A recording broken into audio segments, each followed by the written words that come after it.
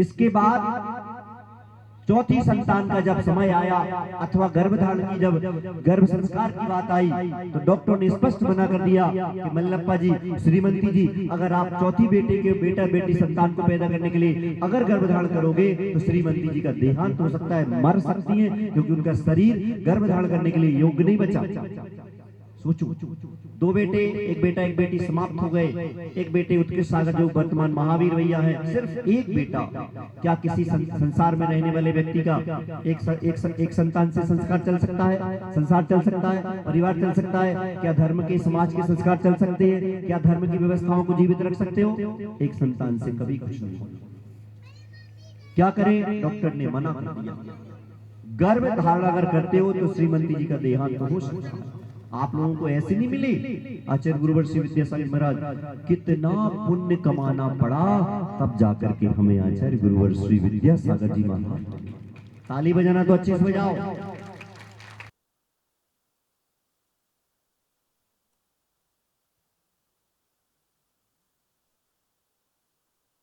एक संतान रहेगी। मैं तो किसान आदमी हूं, कैसे काम चलेगा? गए पास में एक अक्कीबाट नाम का गांव था, वहां पर विद्याधर की समाधि थी।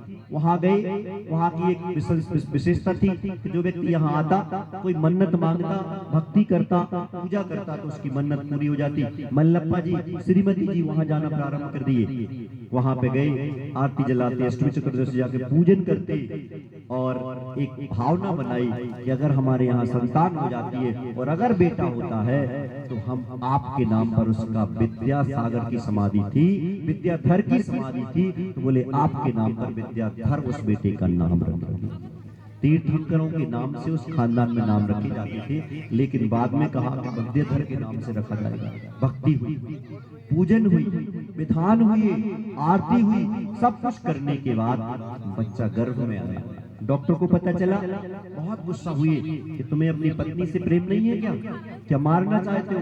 बोले अब तो जो आ गया है सो आ गया, भगवान की भक्ति में लगे हैं, जो होगा सो देखेंगे। 9 महीने तक पूरे संस्कार, घर में सुबह शाम नमोकार मंत्र का पाठ, स्वाध्याय होना, घर में अच्छी अच्छी तस्वीर लगा के रखना, इतने सब चलते। और वहां पर अक्कीबाट पर जाकर के भक्ति पूजन विधान करना।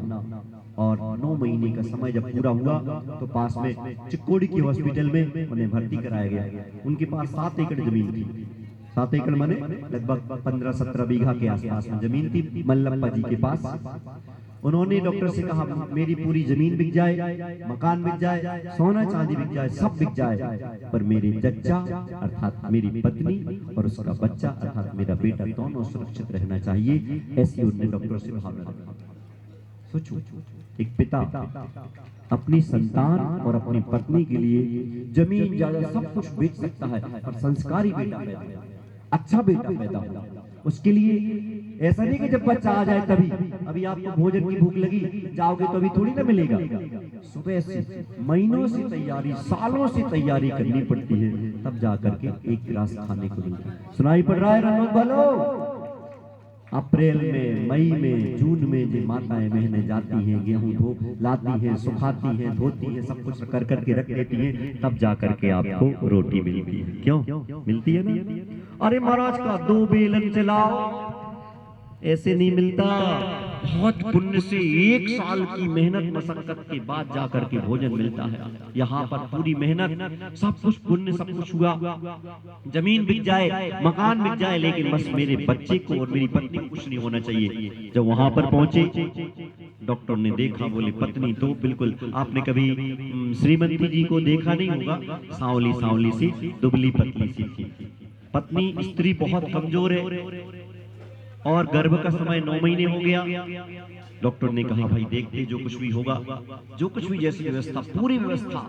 और जैसे बेटा पैदा हुआ, मल्लप्पा जी तो अच्छे थे, बिल्कुल आतिशी जैसे लगते थे, और उनकी पत्नी सांवली सांवली सी, दुबली पतली। और जब बच्चा पैदा हुआ, वो पैदा होने के बाद उसको जैसे लिया और जैसे तराजू पर रखा, तो नर्स कहती है एक्यूरेट, जैसा हमारी साइंस में लिखा है कि बच्चा ऐसा पैदा होना चाहिए, विद्याधर का जन्म वैसे ही हुआ, बिल्कुल ज्यों का। ताली अच्छे से बजा तुम लोग, गैस बताओ, जहां पर डॉक्टर ने, जहां पर साइंस ने, जहां पर विज्ञान ने मना कर दिया कि बच्चा पैदा नहीं कर सकते, वहां पर भगवान की भक्ति से, पुण्य से, भगवान के ऊपर विश्वास रखने से ऐसा बच्चा पैदा हुआ जिसने सारी धरती पर धर्म की ध्वजा को फहराया। जय बोलिए आचार्य गुरुवर श्री विद्यासागर जी महाराज की। इसलिए मैंने आपको बता दिया है कि गर्भ कल्याणक में इतने संस्कार, इतना पुण्य, ऐसी मानसिकता बना लेना कि अगर बच्चे को पैदा करने जा रहे हो, गृहस्थी में प्रवेश करने जा रहे हो, तो अपने जीवन में पुण्य और भक्ति और भगवान पर विश्वास करके प्रवेश करना। आपकी संतान अच्छी होगी, आपका जीवन अच्छा होगा, हो ऐसी हमारी भावना है। अहिंसा परमो धर्म की। जब वाणी के ज्ञान से सुने लोक लोक शोभाणी मस्तक नमो सदा दे तो दो हे जिनवाणी भान दी तो जब दिन जो तेरो शरणा गए सो पावे सुख चैन दे पंजोरियत को गुरु सेवा निर्गत दया धर्म पालो सदैई मोक्षपद परमेष्ठी का मंत्र जो महामंत्र नौकार हम सब मिलकर अब यहाँ मंत्र जपे नो बार नमो।